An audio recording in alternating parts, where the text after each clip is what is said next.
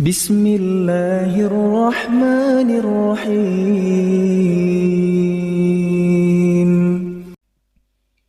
Alhamdulillah, puji syukur kita haturkan kehadirat Allah. Pagi ini kembali kita melanjutkan kajian rutin di Masjid Al-Marhamah. Dan insyaAllah kita masih membahas tentang masalah fikih kurban. Yang mau kita singgung di kesempatan pagi ini adalah tentang halal haram muamalah dalam kegiatan kurban. Tahap awal yang akan kita pelajari berkaitan dengan masalah pengadaan hewan kurban. Baik.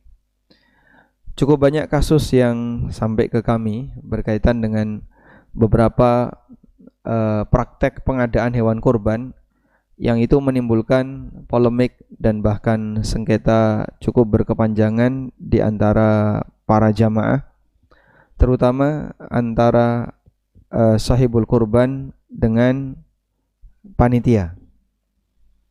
Nah, insyaallah mudah-mudahan nanti kita bisa dapatkan keterangan bagaimana cara yang benar dalam bermuamalah ketika pengadaan hewan kurban. Pertama, kita mau bahas ini dulu mengenai status panitia kurban.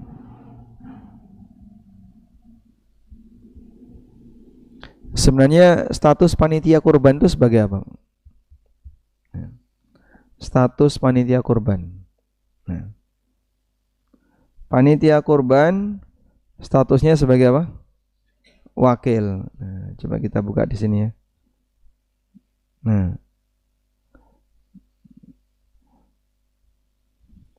status panitia kurban adalah wakil dari sahibul kurban. Dari mana kita bisa dapatkan itu? Karena sahibul kurban mengamanahkan hewan kurbannya untuk ditangani oleh panitia kurban. Berarti status mereka adalah sebagai wakil. Panitia kurban bukan pemilik hewan kurban itu, bukan bukan konsumen yang nanti akan mendapatkan hewan kurban itu, tapi dia adalah orang yang dipasrai oleh sahibul kurban untuk menanganinya, maka statusnya sebagai wakil. Karena statusnya sebagai wakil, maka berlaku kaidah wakil itu sama dengan yang diwakili, sehingga apapun yang dilakukan oleh panitia kurban dianggap sebagai praktek pemilik kurban.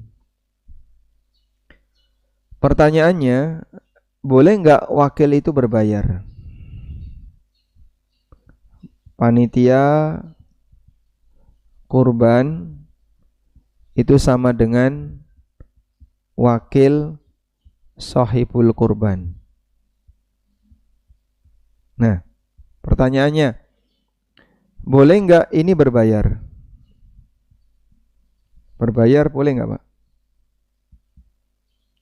Boleh? Boleh. Wakil boleh dibayar? Boleh. Wakil boleh Jawabannya boleh. Ada yang disebut dengan wakalah bil ujroh. Wakalah bil ujroh itu artinya akad mewakilkan, tapi statusnya minta bayaran. Dan hakikat dari wakalah bil ujroh ya sama dengan akad ijarah, akad jual beli jasa. Jadi wakalah bil ujroh hakikatnya sama dengan apa? Akad jual beli jasa. Baik.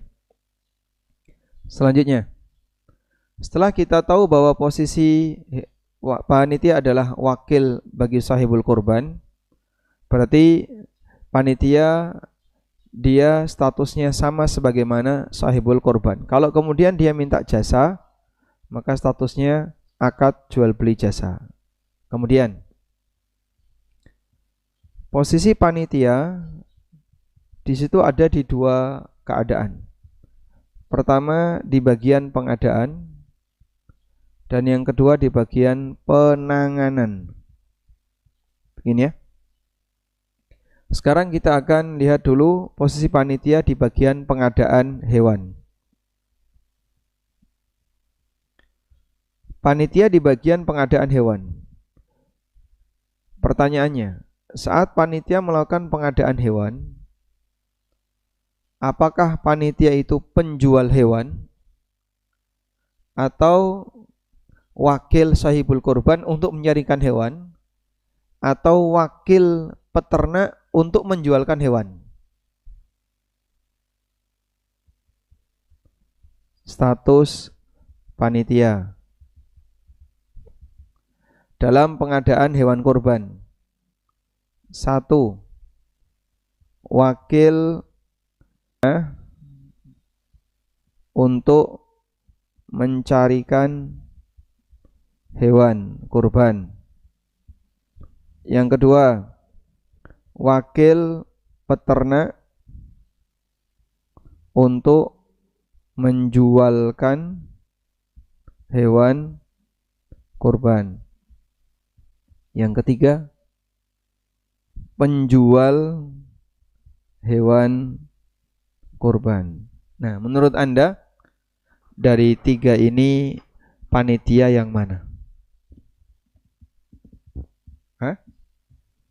Yang mana? 1, 2, 3. Bisa enggak 2? Bisa. Bisa enggak 3? Bisa. Terus bedanya di mana? Panitia itu wakil jamaah mencari hewan kurban, wakil peternak untuk menjualkan hewan kurban, jadi seperti belantik sapi gitu, atau penjual hewan kurban. Karena ini nanti berkaitan dengan konsekuensi, bolehkah panitia dapat fee dari pengadaan, sehingga nanti panitia sudah basah duluan di bagian pengadaan. Boleh atau tidak? Bolehkah panitia dapat fee dari pengadaan hewan kurban?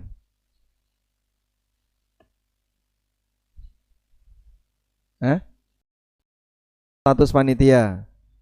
Dari 3 status ini, boleh enggak panitia dapat fee dari pengadaan hewan? Boleh kalau ikhlas. Ya, ikhlas yang mana? Semuanya ikhlas, Pak. Shahibul kurban itu ikhlas. Baik. Panitia jadi wakil jamaah untuk mencarikan hewan kurban. Kapan status panitia jadi wakil jamaah mencarikan hewan kurban?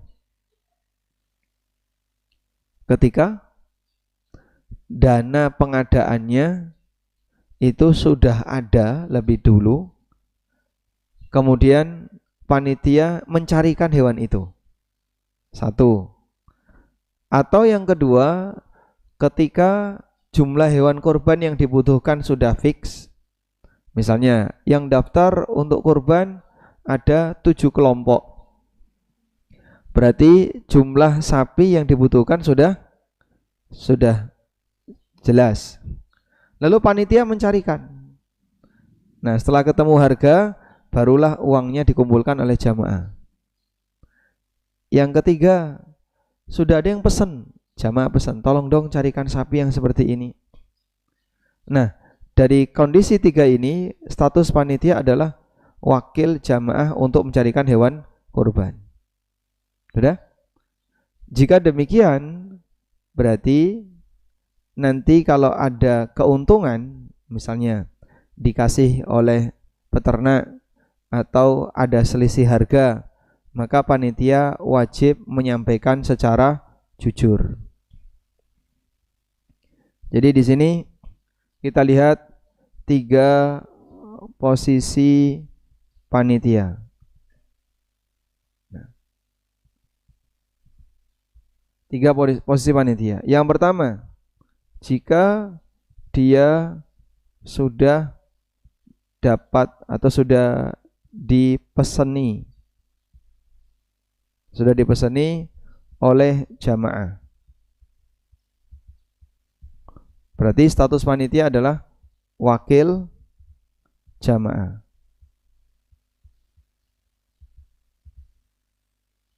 Nah, karena dia sebagai wakil, maka wajib menyampaikan info pengadaan sesuai kondisi real.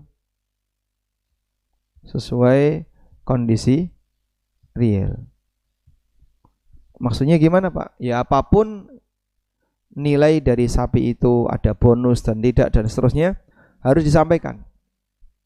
Ada bonus sekian, harga sapi sekian dan seterusnya. Panitia hanya ngecak nih. Nah, di sini kalau kemudian panitia boleh nggak minta fee? Panitia boleh dapat fee dari jamaah. Sehingga misalnya jamaah ngasih, nanti Bapak saya kasih sekian, atau kita kasih sekian persen dari nilai sapi, itu boleh. Udah? Saya nyuruh orang, Mas tolong dong carikan mobil yang bagus, spek seperti ini. Dia nyarikan mobil. Setelah dapat, lalu dia minta, ya saya dikasih uang lelah, ya dan nanti saya kasih fee. Maka saat saya ngasih fee ke dia, statusnya dia adalah wakil dari saya dan dia menjual jasa kepada saya. Insya Allah paham ini? Baik. Yang kedua, panitia wakil dari penjual. Panitia wakil dari penjual itu kondisinya panitia sudah dipeseni peternak. Panitia sudah dipeseni peternak untuk menjualkan hewan kurbannya kepada jamaah.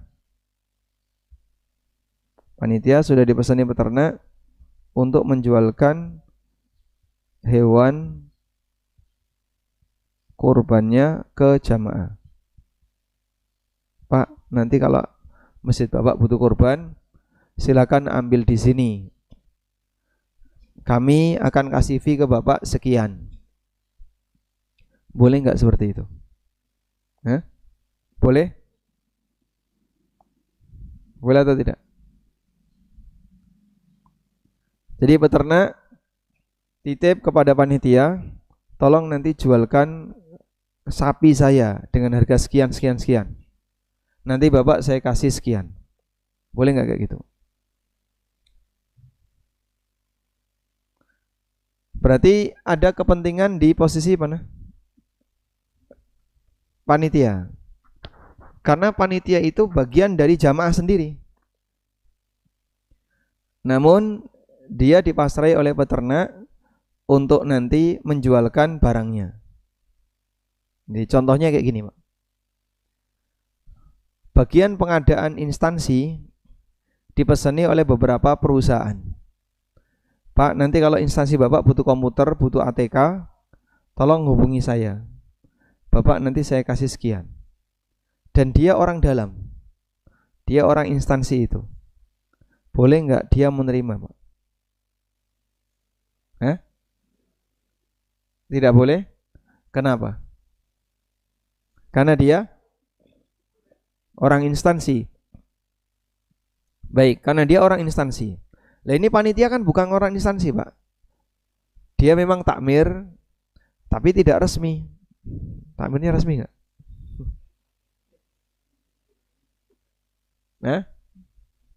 Bubar sementara. Baik. Seperti ini boleh jika dia terus terang ke jamaah. Jadi boleh jika terbuka ke jamaah. karena dia sebenarnya bagian dari jamaah, bahkan dia takmir. Maka untuk menghindari yang disebut dengan peluang adanya tuhmah, peluang adanya tuduhan, maka panitia harus terbuka kepada jamaah. Dia sampaikan, kami dapat fee dari peternak sekian. Kalau Anda titip pengadaan kepada kami, peternak ngasih fee ke kami sekian. Kalau jamaah tidak mempermasalahkan, boleh. Itu sama dengan orang kerja di instansi swasta. Lalu dia di bagian pengadaan di instansi swasta tadi, misalnya untuk ATK, kemudian toko ATK ngasih fee kepada orang ini. Maka dia harus cerita ke owner, Pak, saya dapat fee dari toko sekian. Kalau ownernya ridho, boleh, karena dia instansi swasta. Tapi kalau instansi pemerintah, tidak boleh. Baik, dari sini insya Allah dipahami ya. Nah, untuk kasus yang kedua ini, panitia tidak boleh menaikkan harga hewan kecuali atas izin pemilik hewan. Saya ulang, panitia tidak boleh menaikkan harga hewan kecuali atas izin peternak. Kalau dia diizinkan peternak boleh, dan sebaliknya. Coba kita lihat ini. Saya ada buku, Pak, judulnya ini, Pasar Muslim dan Dunia Makelar. Ini buku sudah lama sekali, mungkin share screen-nya putus ya. Buku ini sudah lama sekali, sekitar tahun 2018 ya. Buku itu sudah terbit. Jadi di pembahasan yang kedua dari buku ini, yaitu masalah dunia makelar, kita menjelaskan tentang seperti apa halal haram ketika orang ingin jadi makelar. Nah, salah satu yang kita bahas di sini adalah, ini isinya ya. Bolehkah makelar menaikkan harga tanpa izin pemilik? Kita lihat di halaman 266.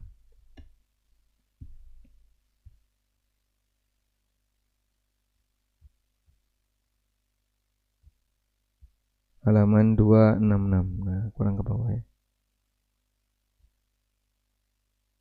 Baik.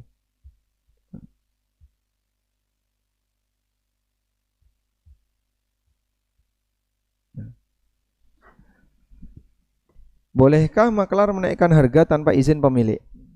Mengulang dua riwayat mengenai makelaran yang disebutkan Imam Bukhari dalam sahihnya.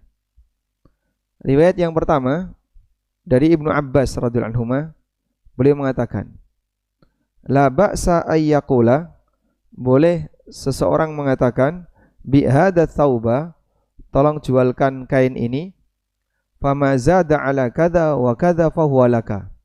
Kalau harganya lebih dari sekian, itu milik kamu.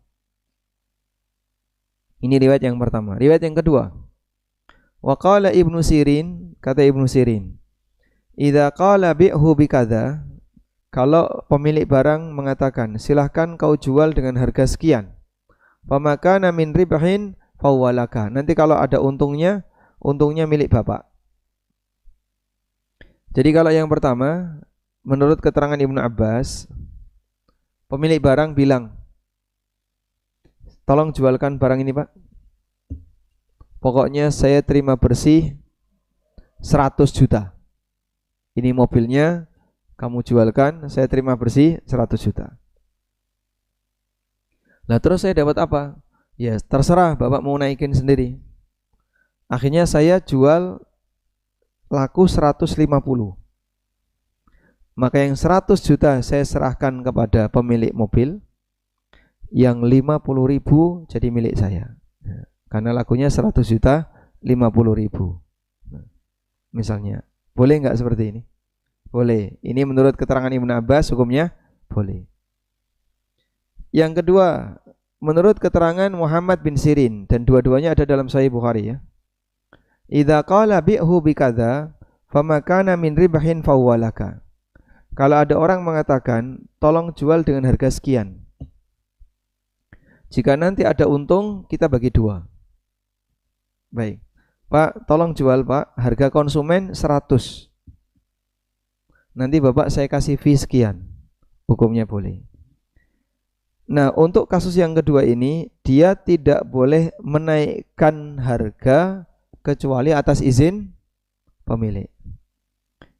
Ibnu Qudamah mengatakan, idza qala bi'hu bi hadha thawb bi 10, fama zada 'alaiha fawwalaka sahha. Ketika pemilik barang mengatakan, jualkan kain ini dari saya 10 dirham. Jika lebih dari itu milik kamu. Akadnya sah.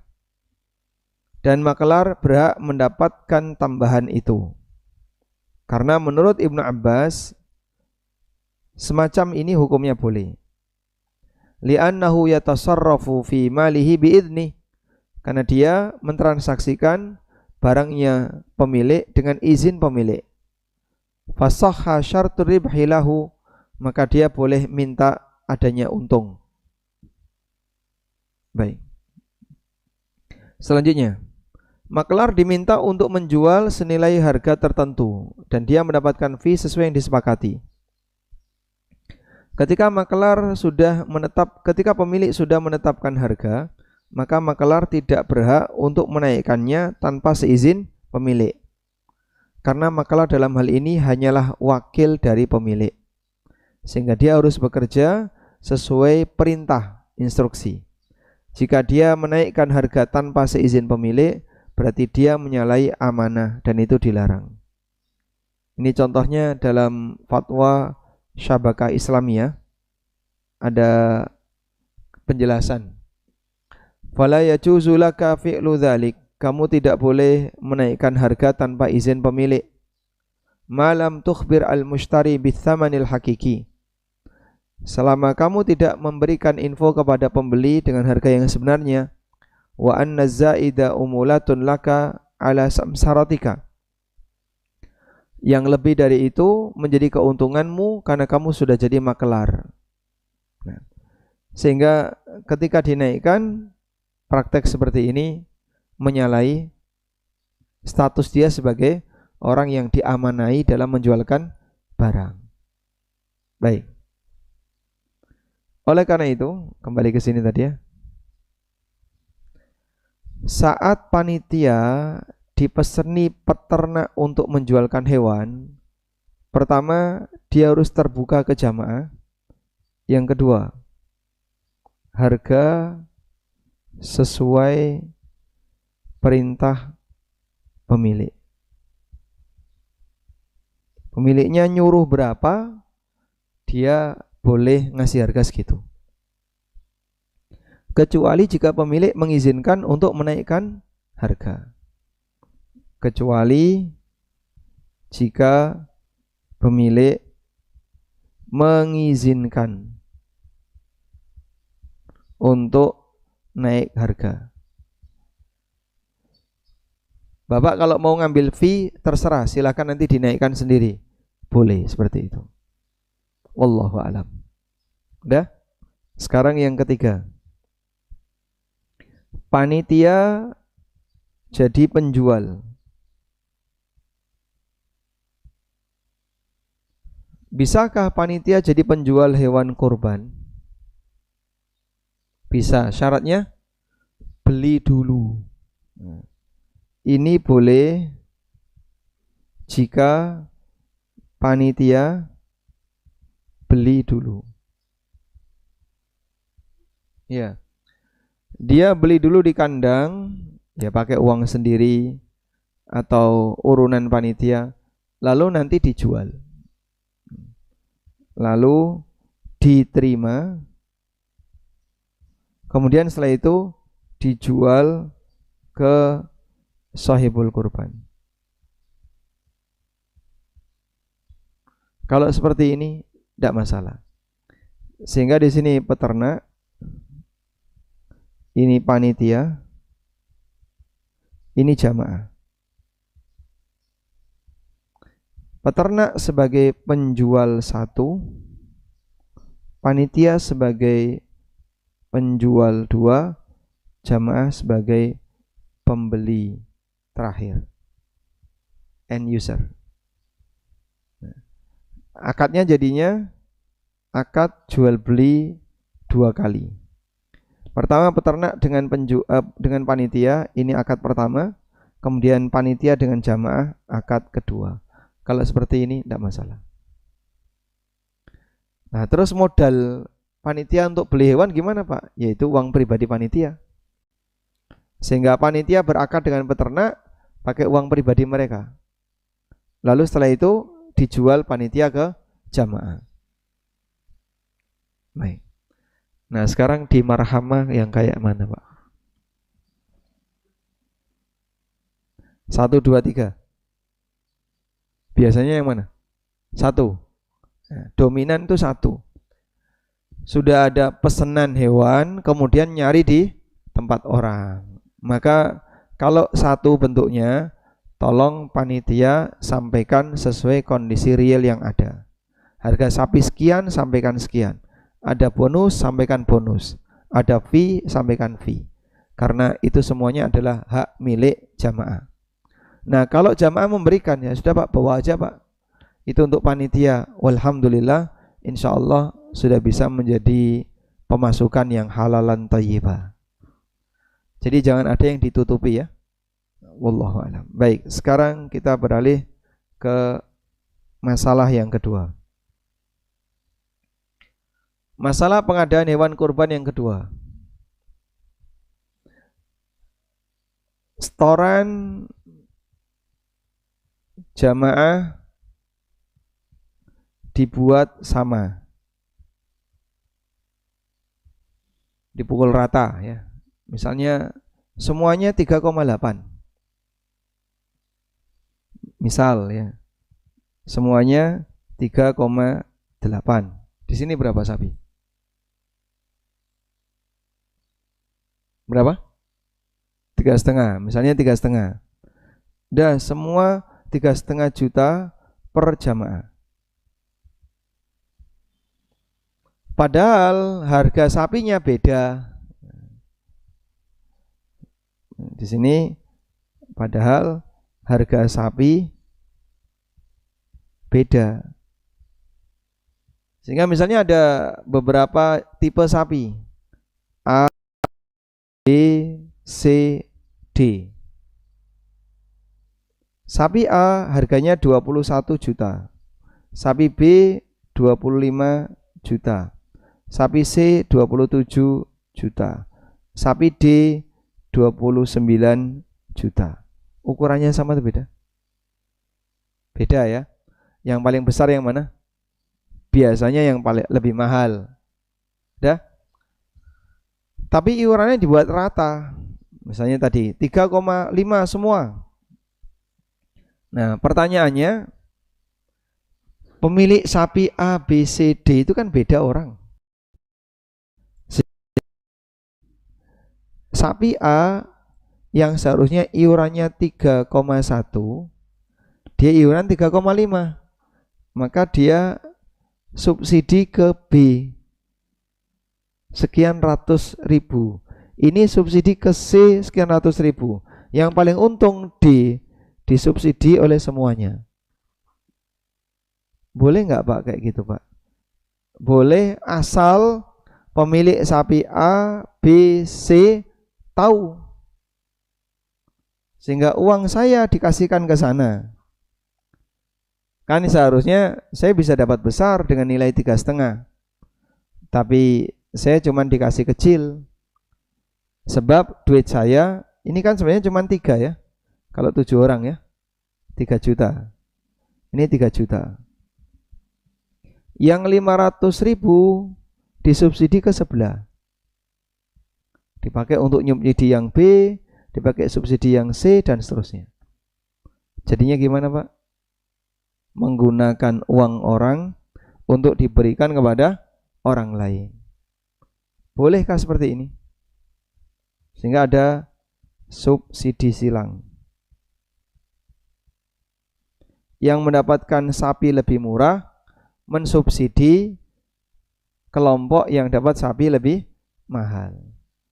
Boleh nggak seperti ini? Ya, asal jamaahnya tahu boleh. Sehingga jamaah disampaikan. Jadi misalnya kelompok A, Pak Hasan, Pak Nur Hasan, Pak siapa lagi dan seterusnya.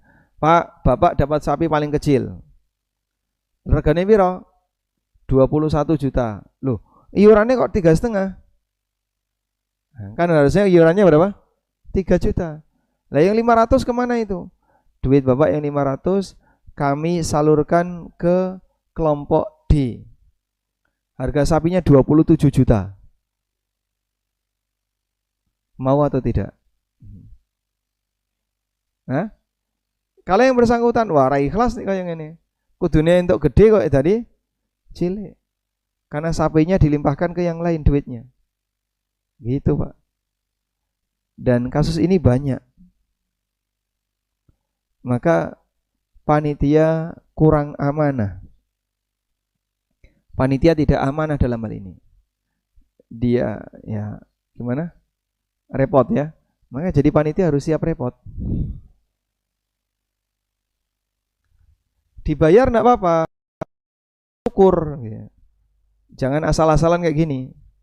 Wes pokoknya pukul rata 3,8 semuanya. Ada yang dapat sapi kecil, dia iuran besar. Ada yang dapat sapi besar, iurannya sama seperti sapi yang kecil. Nah, berarti kan duitnya ini dikasihkan ke sana. Begitu? Boleh asal sapi kecil ridho. Pemilik sapi kecil ridho, duitnya dipakai untuk membeli sapi yang besar. Nah, gimana Pak? Kalau jamaahnya ridho, tidak apa-apa. Tapi kalau panitianya diam-diam, tidak boleh. Nah, masalahnya ada yang ridho, ada yang tidak. 7 orang, 3 ridho, 4 tidak. Terus gimana itu? Hah? Yang 4 harus dikembalikan. Aku njaluk susu, saya minta kembalian. Harusnya iuran saya 3 juta kok dipatok 3,5. 500-nya mana? Begitu. Jadinya gimana, Pak? Ya, akan lebih baik harga sapi real ditambahkan. Harga sapinya sekian. Berarti iuran jamaah sekian plus biaya kelet sekian. Ya, total yang harus dibayarkan sekian. Silakan. Sehingga bisa jadi beda-beda antara satu jamaah dengan jamaah yang lain. Begitu? Insya Allah bisa diterima ya. Baik. Selanjutnya, kasus berikutnya masih berkaitan dengan pengadaan. Kira-kira apa Pak? Ada kejadian apa di pengadaan Pak? Ya, ada lagi nggak kejadian di bagian pengadaan? Gimana?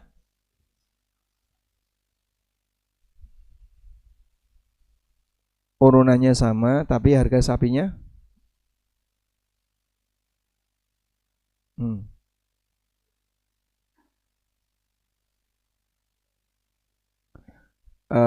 selisih sapinya sedikit, cuma 500. Berarti subsidinya sedikit. Kalau subsidi sedikit enggak masalah. Tetap minta izin. Misalnya 50.000. Pak, ini sebenarnya ada susuk 50.000.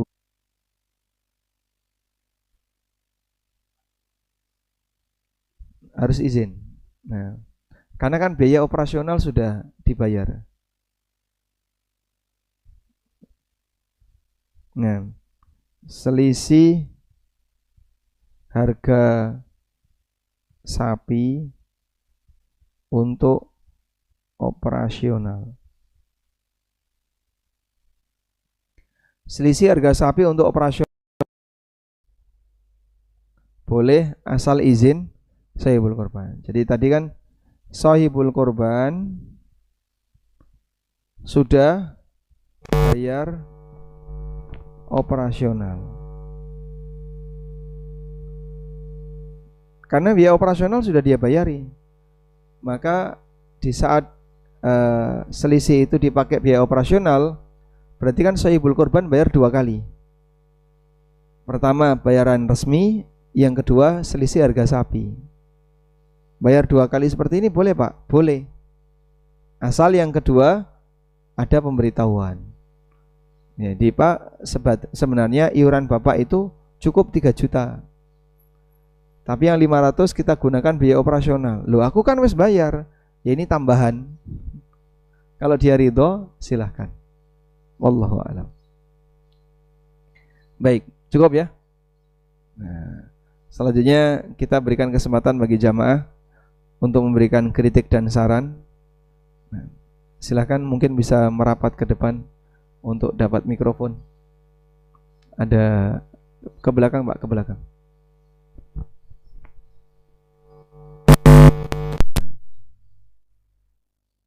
Silakan. Bapak ada yang mau disampaikan, silakan ngantri mikrofonnya ya. Nah, itu mikrofon satu. Silakan.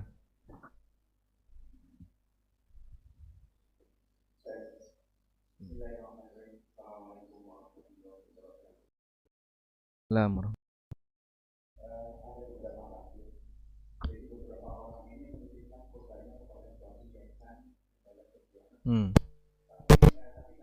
Keterbatasan lembaga ini maka mengamanahkan kepada seseorang dari mulai pengadaannya, kemudian penyembelihannya sampai pada penyalurannya. Dan itu laporannya hanya berdasarkan kemudian difoto, di video, kemudian dilaporkan. Kalau diumpamakan ini adalah tahap yang kedua, apakah ini diperizinkan? Apakah diperizinkan? Karena diwakilkan ke yang lain. Jadi Ada 2 wakil. Nah, bolehkah wakil mewakilkan? Nah, di buku Pasar Muslim tadi ada penjelasan tentang itu Pak. Coba saya bukakan.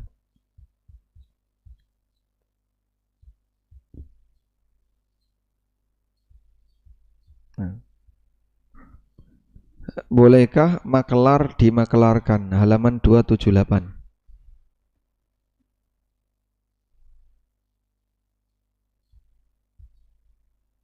Mana makelar dimakelarkan?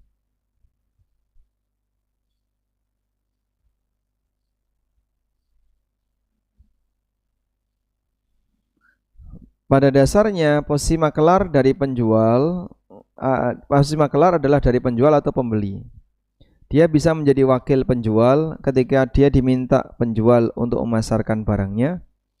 Juga bisa jadi wakil bagi pembeli ketika diminta pembeli untuk mencarikan barang.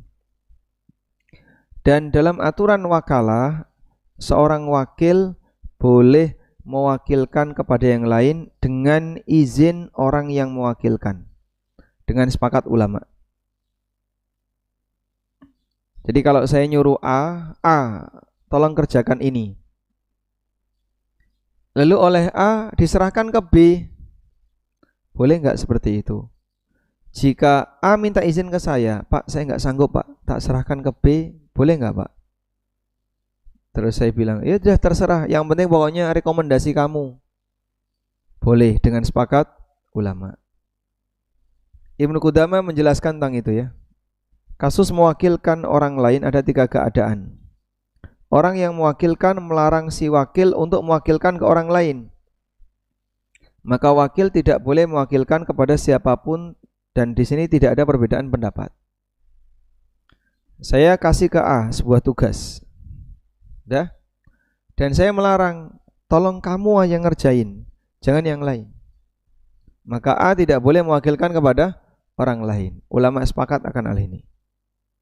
Loh, yang saya suruh tuh kamu, kok malah disuruh orang lain? Kok malah kamu nyuruh orang lain? Berarti di sini wakil tidak boleh mewakilkan. Contoh, saya mau menikahkan putri saya. Dalam posisi saya tidak bisa karena sedang di luar kota. Akhirnya saya tunjuk si A yang ada di dekat rumah, tolong dong wakili saya untuk jadi wali nikah putri saya. Nah, sama si A dioper ke B. B dioper ke C. Kalau saya nggak tahu gimana Pak? Hah? Bapak sebagai wali nikah yang asli, sebagai orang tuanya, kira-kira gimana?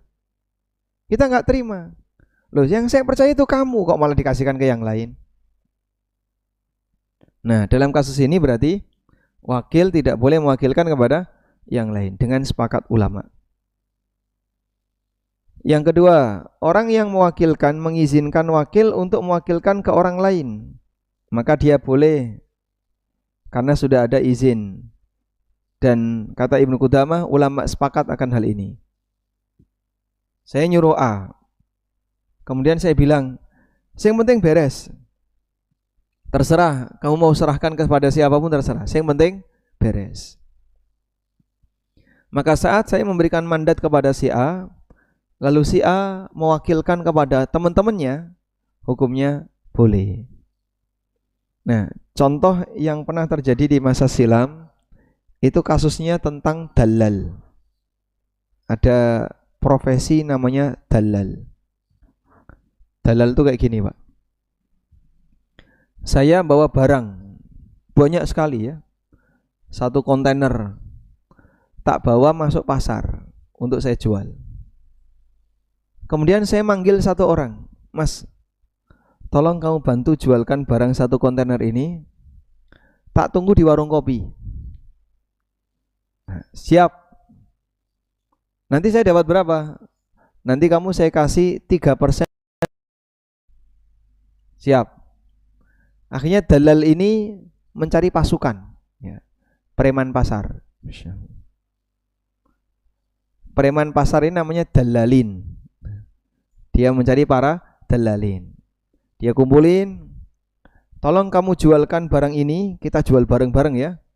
Nanti siapa yang sanggup menjualkan dapat 2%. 3 saya kasih si A, saya kasih 3%. Jadi di sini pemilik ya nyuruh A, terus A manggil pasukan dalalin, preman pasar tadi ya. Di sini ada P, Q, R, S, T, U, V. Ini dapat 3%. Yang ini dikasih 2%. Dia dapat untung 1%. Boleh Pak? Boleh. Inilah samsara alias samsara, makelar yang dimaklarkan. Dan ini boleh. Dengan ketentuan pemiliknya membolehkan, ridho untuk diserahkan kepada yang lain. Begitu? Nah. Maka sepanjang yang memberikan sapi tadi ridho, nanti lembaga kami tidak bisa menangani sendiri. Kita akan meng-hire orang untuk menangani itu. Oh enggak apa-apa, yang penting beres. Alhamdulillah. Sehingga boleh diwakilkan kepada yang lain. Wallahu a'lam.